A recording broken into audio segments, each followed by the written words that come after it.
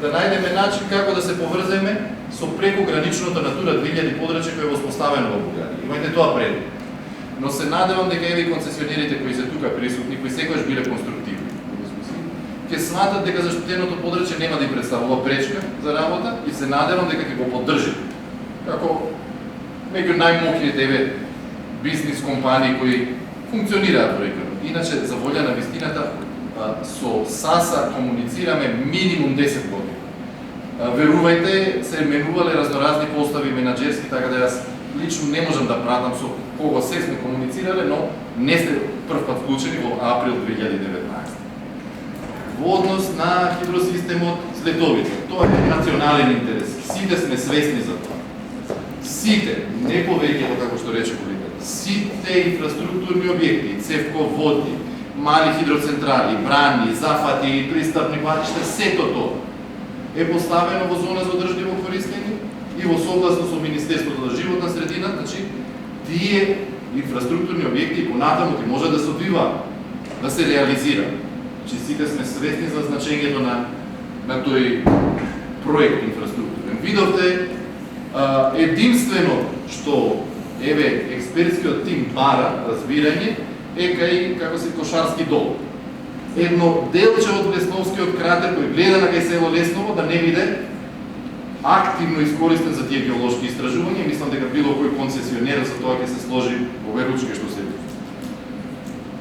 Мали хидроелектрани во близина на зона за одржливо користење, сето тоа е земја. Значи во овој момент имаме релативно чист предлог кој ви е ставен на маса, кој се разбира кога го разгледувате, ќе имате можности понатаму да го коментирате и веројатно и да се менува, не знам, тоа Министерството за животна средина знае, кој мислам дека нешто ново ќе ви возможи во регионот.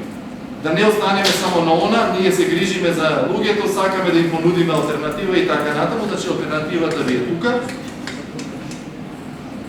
Не боли. Петта категорија на заштитено подрачје, најниска според нашиот закон, кој е заштитен предлог, кој ќе ви овозможи нови работи, брендирање, привлекување на пари, се надевам и некои други економски активности. Ете тоа би било она што јас можам да го кажам во овој момент. Уште еднаш ви се заблагодарувам на сите на конструктивноста. Предлозите и понатаму се надевам дека ќе имате конкретни забелешки, се со цел да го одобриме предлогот. Верувајте, никому не му е во интерес да прогласи заштитено подрачје со проблеми внатре. Тоа нема да функционира. Вие сте свесни за тоа, така да се надевам дека до крај на процесот, за месец-два, веќе ќе имаме нешто опипливо на хартија и ќе се уверите дека она што ќе го нуди иднината, нема да биде ништо лошо, туку ќе биде во бенефит, значи во корист на општините, особено 100 пати сум рекол тоа на луѓето, жителите во општините.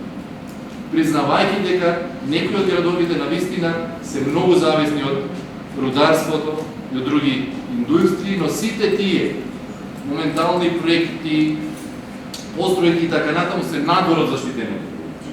Надвор. Значи нема во моментов нема конфликт. Сега некому ако му текне во иднина дека ќе треба да побара концесија за геолошки истражувања на Царе Врв, тоа е веќе друга работа. Но на Царе Врв општини да Крива Паланка, Каменица и Кочани веќе предвиделе да имаат ски центар. Значи некогаш некои работи не одат рака под рака. Значи ќе треба и за тоа да се одлучи. Не може сите работи паралелно да се делат. Благодарам. Само имам уште, мислам дека две до три дискусии за да ги